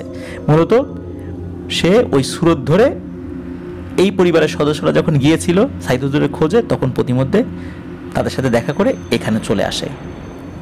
কারণ সে খুব ভালো করেই জানতো এই সমস্যার সমাধানের জন্য কোনো একজন ভালো আল্লাহওয়ালা বুজুর্গ ব্যক্তিকে আপনারা খুঁজবেন। আর এই দুবাইলা জিনটি একা একা এই গ্রামে প্রবেশ করতে সমর্থ হতো না, যদি না ওই পরিবারের কেউ তাকে সাথে নিয়ে গ্রামে প্রবেশ করে। সত্যি ওই পরিবারের সদস্যদের মাধ্যমেই সে এই গ্রামে প্রবেশ করেছে। আপনারা যে অন্য কারো শরণাপন্ন যাতে না হন, এই জন্য সে বারবার আপনাদেরকে অন্য কারো কাছে যেতে নিষেধ করেছে এবং আমার কাছেও তার বিষয়ে প্রকাশ করতে নিষেধ করেছে। সে আপনাদের কাছে যেভাবে বলেছে ঠিক সেভাবেই কালো জাদু করা হয়েছে, এই বিষয়গুলো সে সত্য বলেছে। কালো জাদু সম্পর্কে তার সিংহভাগ কথাগুলো ছিল সত্য, তবে এই কালো জাদু করা হয়েছে মূলত আপনাদের বাড়ির 2 সদস্যের উপরে। সব সদস্যের উপর করা হয়েছে বিষয়টা এরকম না। সদস্য সেই 2 জন হলো রাজীব সর্দার এবং তার স্ত্রী। আপনাদের পরিবারের এক সদস্য যখন ওই ঝোপের মাটি খুঁড়ে ওই পুতুল সহ মাথার খুলিটা বের করেন, তখনই মূলত আপনাদের অজান্তেই সেই জাদু আপনাদের পুরো পরিবারের উপর গ্রাস করে ফেলে এবং এই উদ্দেশ্যেই মূলত এই জিন সম্রাট সে ওইখান থেকে কোদাল দিয়ে মাটি খুঁড়ে একজনকে ওই জাদুর উপকরণগুলো বের করতে বলেছিল। আর এরপরেই পরিবারের সকল সদস্যরাই জাদু দ্বারা প্রভাবিত হওয়া শুরু করেছে। আর এই কালো জাদুর সবচেয়ে ভয়ানক পর্যায়টা শুরু করেন রাজীব সর্দার নাকি নিজেই। ইমাম সাহেবের কথা শুনে তারা তো অবাক, আরে রাজীব সর্দার শুরু করেন মানে, বলে কি? এর উত্তর ইমাম সাহেব বলেন, এই সাইদ রূপী এই দুবাইলা এ কালো জাদুর সামগ্রীর বিভিন্ন বিষয়গুলো বলেছে, সেই সামগ্রীগুলোর কথার মধ্যেই মূলত কুফুরি কলা ছিল। এটা খুব ভিন্ন ধরনের এক ধরনের কুফুরি। কেউ যদি কালো জাদুর বিভিন্ন উপকরণ দেখে চোখে বা কি কি সেখানে আছে সেগুলো বলতে থাকে, তাও নাকি কারো উপর জাদু প্রভাব বিস্তার করতে পারে। মূলত এর উপাদানগুলো এমনই ছিল যা কান দিয়ে শোনার ফলে এই জাদু রাজীব সর্দারের উপর সম্পূর্ণভাবে প্রয়োগ করা সম্ভব হয়। তো এই দুবাইলা আগে থেকেই তার 9 শাগরেদকে আপনাদের পিছনে লাগিয়ে দিয়েছিল, যাতে করে তারা আপনাদেরকে ভয় দেখাতে এবং টুকটাক ক্ষতি করতে পারে। আর আপনাদের উপর এই কালো জাদু করেছে ওই শীতল আর তার স্ত্রী। এটা খুবই বিরল প্রকৃতির এক কালো জাদু, যার প্রচলন আমাদের দেশে খুব একটা নেই।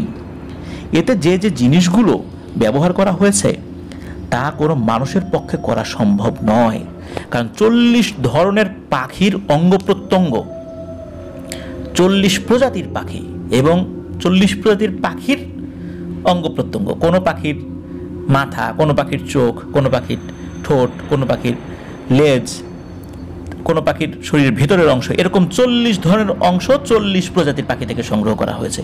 এটা কিন্তু কোনো মানুষের পক্ষে করা সম্ভব নয়, এটা জিনেরা নিয়ে এসেছিল। শীতল কামার এবং তার স্ত্রী আপনাদের উপর, বিশেষ করে রাজীব সর্দারের উপর এতটাই ক্ষিপ্ত ছিল যে তারা তাদের আত্মা বিক্রি করে দেয় ওই ইরানি তান্ত্রিকের সাহায্যে এই দুবাইলা জিনের উদ্দেশ্যে। মানে এই দুবাইলা জিন যখন তখন এই শীতল কামার এবং তার স্ত্রীকে মেরে ফেলতে পারে, মানে তাদের আত্মাটা, তাদের জীবনটা তাদের ওই দুবাইলার হাতে দিয়ে দেয়। এবং এই শর্তেই মূলত ওই ইরানি তান্ত্রিক আপনাদের উপর ওই দুবাইলাকে চালান করে দিয়েছে। আর এখন এই কালো জাদু আপনাদের পরিবারের উপর বিস্তার করে ফেলেছে, যা মূলত এই দুবাইলা নিজে এসেই সাইদ হুজুরের ছদ্মবেশে করে দিয়ে গেছে। এসব বলতে বলতে ইমাম সাহেব থমকে গেলেন। ওনাকে থেমে যেতে দেখে উপস্থিত একজন করে বলেন, আর কি ইমাম সাহেব, আর কি, আরও কিছু বলেন। তখন ইমাম সাহেব ধীর কণ্ঠে বলে উঠলেন, আর এই দুবাইলাকে গ্রামে আসতে সাহায্য করেছে আপনাদেরই ওই 2 ভাই, যারা গতকাল রাতে রাজীব সর্দারের পিছু পিছু গিয়েছে। হুজুরের মুখে এই কথা শুনে ওই 2 ভাইয়ের স্ত্রী ইমাম সাহেবের উপর চেঁচামেচি শুরু করেন, তাকে গালিগালাজ করতে লাগলেন। এটা দেখে বাড়ির অন্য সদস্য তাদেরকে ঘরে নিয়ে গেলেন। তারপর ইমাম সাহেব বলতে লাগলেন, আপনাদের ওই 2 ভাই রাজীব সর্দারের পিঠাপিঠি হওয়ায় ছোটবেলা থেকেই ওনাকে হিংসা করতেন। তারপর যখন আপনাদের বাবা রাজীব সর্দারকে গ্রামের মোড়ল ঘোষণা করলেন এবং বেশি সম্পত্তি ওনার নামে লিখে দিলেন, তখন তারা আরও ক্ষিপ্ত হয়। তারা গ্রামের ভেতরে এই রাজীব সর্দারের বিরুদ্ধে বিভিন্ন চক্রান্ত আটতে থাকে এবং ওনাদের মনে মনে রাজীব সর্দার এবং তার স্ত্রীর ক্ষতি যাতে কিভাবে করা যায় সেই চিন্তায় তারা বিভিন্ন সময় পরামর্শ করত। এরই ফলশ্রুতিতে একদিন পাশের গ্রামের দীপ কামারকে মারার ঘটনাকে কেন্দ্র করে তারা দীপের বাবার কাছে গিয়ে আরও উস্কানি দেয়। দীপের বাবা শীতল কামার তাদের কথার উস্কানি এবং ছেলের মৃত্যুর জন্য এই রাজীব সর্দার এবং তার স্ত্রীর উপর এই দুবাইলাকে চালান করে। নিজ স্বার্থ হাসিলের আনন্দ উদযাপনের জন্যই হয়তো আপনাদের 2 ভাই গতকাল রাত্রে রাজীব সর্দার আমার সুরত ধরে আসা সেই দুবাইলার সঙ্গে পিছু পিছু যায়। ওরা কিন্তু সাথে যায় নাই, অনেক দূরে ছিল, যাতে করে ওরা দেখতে পারে রাজীব সর্দারের কি পরিণতি হয়, ওকে কিভাবে জিনদের দেশে নিয়ে যায়। ওরা জানতো যে কি হতে পারে, এরপরও সাহস করে ওরা গিয়েছিল। কিন্তু ধূর্ত এই দুবাইলা সুযোগ পেয়ে প্রথমেই এই 2 ভাইকে হত্যা করে নিজের শক্তি বৃদ্ধি করে। আর ওই 2 ভাইয়ের লাশ এই গ্রামেরই বড় দিঘির কাদায় পুঁতে রেখেছে ওই জিন। আর কথা অনুযায়ী রাজীব সর্দারকে তাদের দেশে নিয়ে গেছে, কিন্তু ওখানে নিয়ে যাওয়ার পর তার সাথে কি করেছে এই বিষয়টি জানা যায়নি। এই বলে ইমাম সাহেব থেমে গেলেন। ইমাম সাহেবের কথা মতো বেশ কিছু লোক ওই বড় দিঘির হাঁটু সমান কাদা পানিতে ডুবন্ত অবস্থায় সত্যি ওই 2 ভাইয়ের লাশ উদ্ধার করে। তবে রাজীব সর্দারের খোঁজ আর পাওয়া যায়নি। এমনকি ইমাম সাহেব তার ওস্তাদ জিন হুজুর, সেই জিন হুজুরের কাছে বলেন যে রাজীব সর্দারের কোনো খোঁজ নিতে, অন্তত কি হয়েছে তার সাথে সেই বিষয়টি জানাতে। কিন্তু ওই জিন হুজুরও এই বিষয়ে কিছু বলতে পারেননি। তবে এতটুকু বলেছেন যে তাকে ওই দুবাইলা ওদের দেশে নিয়ে গেছে, কিন্তু ওখান থেকে কোনো তথ্য সংগ্রহ করা কঠিন, কারণ ওরা এতটা নোংরা শ্রেণীর জিন, এতটা কালো জাদু করা জিন, ওখানে কোনো ভালো জিন প্রবেশ করতে পারে না।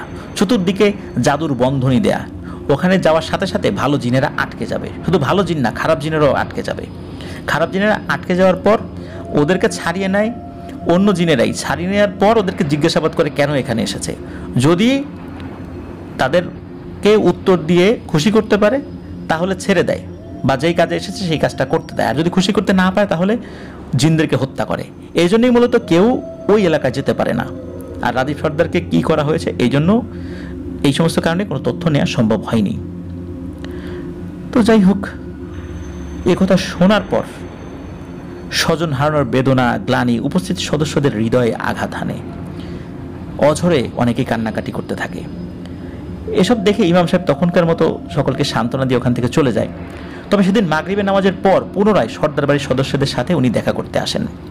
তিনি গোপনে সাইমাকে ডেকে নিয়ে বলেন, এখনো একটা কাজ বাকি। ওই বদজিন এখনো কিন্তু তোমাদের পিছু ছাড়েনি।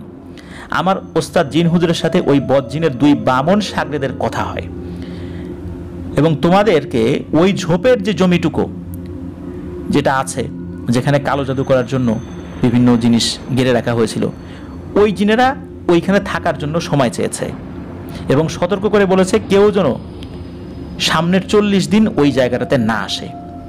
এই জিনেরা 40 দিন পর এই জায়গা ছেড়ে চলে যাবে। তবে এই কালো জাদুর রেশ তোমাদের 3 প্রজন্ম অবধি ভোগ করতে হবে, যার ফলে তোমাদের পরবর্তী 2 প্রজন্মের ছেলে সন্তানদের মাথায় চুল উঠবে খুবই কম এবং বেশ কিছু শারীরিক সমস্যা থাকবে। আর তোমরা যদি এই গ্রামে থাকো তাহলে পরবর্তীতে তোমাদের আরও বড় ধরনের ক্ষতি হতেও পারে। তাই ভালো হয় তোমরা যদি এই গ্রাম ছেড়ে অন্যত্র চলে যাও। পরবর্তীতে তারা তাদের সকল জায়গা জমি সহায় সম্পত্তি বিক্রি করে দেন। তবে যাওয়ার সময় ওই জিনদের কথা মতো ঝোপের ধারের প্রায় 1 ছটাক জমি তারা বিক্রি না করে তাতে বেড়া দিয়ে যান এবং এলাকাবাসীদেরকে বলে যান যে এই জায়গায় যেন কেউ হাত না দেয়, এটা একটা অভিশপ্ত জায়গা, এবং এই জায়গাটা তারা যেন রক্ষণাবেক্ষণ করে এবং ওখানে যেন কোনো কিছু লাগানো না হয়, এবং ঝোপ জঙ্গল হলে সেটা যেন পরিষ্কার করে রাখা হয়। তারা পরিবার সহ ঢাকায় চলে যান। ঢাকায় তারা এখন কোথায় আছেন, কিভাবে আছেন, এটা ঠিক জানা যায়নি। ওই যে বেড়া দেয়া স্থানটি মূলত সেই ক্ষেত, যেই ক্ষেত এই আসিফ হুসাইন ভাই দেখেছিলেন। এই ঘটনায় যেই ইমাম সাহেবের কথা বলা হয়েছে তার নাতির নাম হচ্ছে আক্কাস মুন্সি দাদু। এইটা ওনার আসল নাম এবং নামটা প্রচারযোগ্য, এই জন্য আমরা বললাম। এই আক্কাস মুন্সি দাদুই মূলত এলাকার সবাইকে এই ঘটনা বিস্তারিত বলেছেন। এত পুঙ্খানুপুঙ্খ বিবরণ ওনার মাধ্যমেই সকলে জানতে পেরেছে, আর ওনাদের মাধ্যম দিয়ে মূলত এই ঘটনার বিষয় বিস্তারিত সর্দার পরিবার এবং অন্যান্যরাও জানতে সক্ষম হন। এই ঘটনা অনেকেই নাকি জানেন বলে আসিফ হোসেন ভাই আমাদেরকে জানিয়েছেন। এই আক্কাস মুন্সি দাদু উনি এখন বেঁচে নেই। উনি আজ থেকে 6-7 মাস আগে ইন্তেকাল করেছেন। ইন্না লিল্লাহি ওয়া ইন্না ইলাইহি রাজিউন। তো প্রিয় লিসেনার্স, ঘটনাটি খুবই অন্যরকম ঘটনা। কালো জাদু মানুষকে কোথায় নিয়ে যায়, তাই না? আরেকটি ব্যাপার, আমি ঘটনার শুরুতে বলেছিলাম আমি এমন একজন ব্যক্তির নাম বলবো যেই ব্যক্তিকে আপনারা কেউ কেউ দেখেছেন। আমি এখন সেই ব্যক্তির পরিচয় বলতে চাই।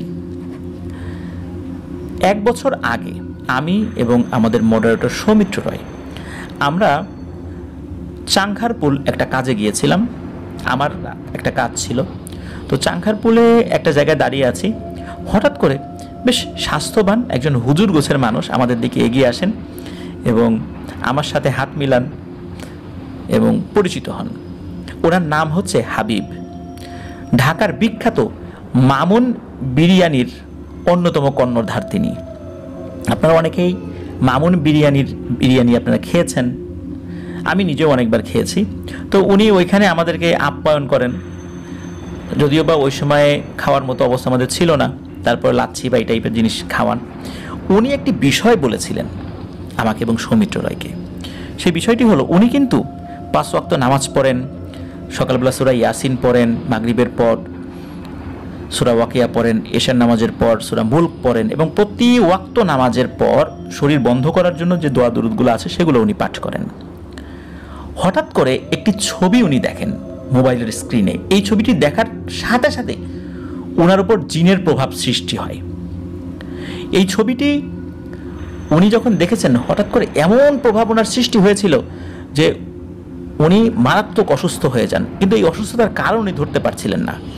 একটা পর্যায়ে ঢাকার লালবাগ বা আরেকটা মাদ্রাসার নাম বলেছিলেন আর কি, তো সেখানকার একজন ভালো মুফতি সাহেবের সাথে উনি দেখা করেন।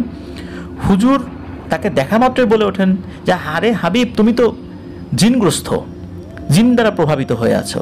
তা হাবিব ভাই তো অবাক হয়ে যান যে আমি তো এমন কোনো কাজ করি নাই যে জিন আমাকে আসর করবে। তখন সেই হুজুরের ট্রিটমেন্টে আল্লাহর রহমতে উনি দীর্ঘ সময় লেগেছিল সুস্থ হতে, তবে সুস্থ হয়েছেন আলহামদুলিল্লাহ। তো এই যে একটা মোবাইলের স্ক্রিনে একটা জাদুর ছবি দেখেছিলেন মাত্র, একটা নকশা, সেই নকশাটা আমিও দেখেছিলাম।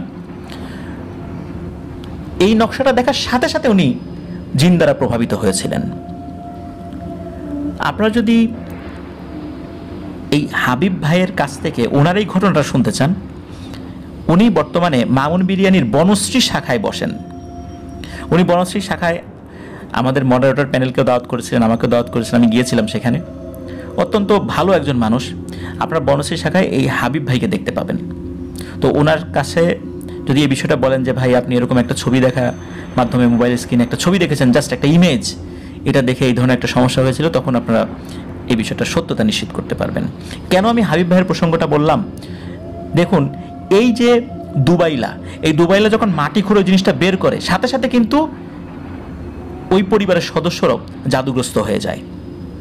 সুতরাং জাদু উচ্চারণ করলেই যে মানুষ জাদুগ্রস্ত হবে তা নয়। জাদুর উপকরণ যদি কেউ দেখে, হাত দিয়ে ধরে, বিশেষ কোনো প্রোটেকশন ছাড়া বা না বুঝে এই টাইপের কাজ করে, তাহলেও কিন্তু ওই ব্যক্তিও জাদুগ্রস্ত হতে পারেন। এই জন্য আমরা বলি যে বিষ, ধরুন যে একজন একটা জায়গায় বিষ রেখেছে তার ব্যবহারের জন্য, এখন ওই বিষটা থেকে এক ধরনের ব্যাড স্মেল বের হচ্ছে, বিষাক্ত গন্ধ বের হচ্ছে। তো উনি হয়তো মাস্ক পরে আছেন, জানেন যে এই জিনিসটা যদি, এটার গন্ধ যদি আমাদের শরীরে যায়, শরীরের বিভিন্ন ধরনের ক্ষতি হতে পারে। তো আমরা যদি ওখানে যাই না বুঝে মাস্ক ছাড়া, আমাদেরও কিন্তু ক্ষতি হতে পারে। অথচ ওই বিষটা উনি ব্যবহার করার জন্য নিয়ে এসেছিলেন। বা ধরুন যে একজন কোনো কারণে বিষ খেয়েছে, তার শরীর থেকে বিষটা বের করা হয়েছে, একটা লিকুইড বিষ বের করে একটা পাত্রে রাখা হয়েছে।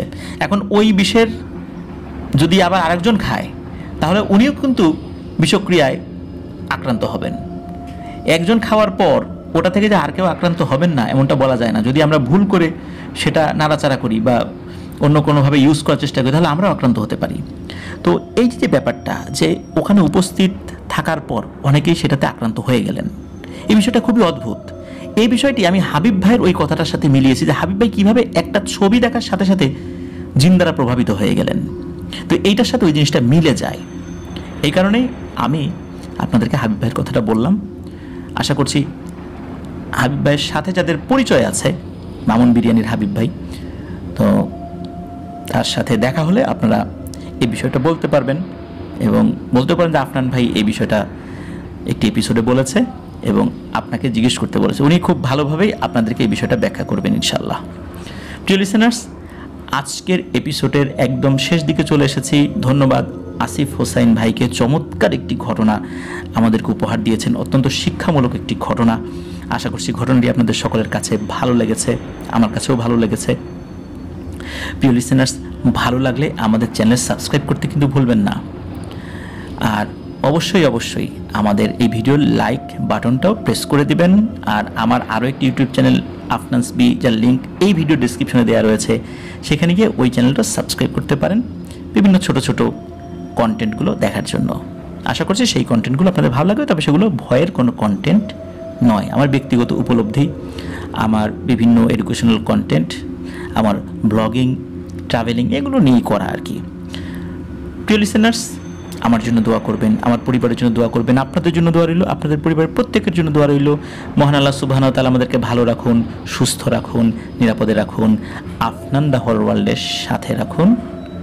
আসছে সোমবার অমীমাংসিত রহস্যের আরও একটি এপিসোড শোনার আমন্ত্রণ জানিয়ে বিদায় নিচ্ছি। আসসালামু আলাইকুম।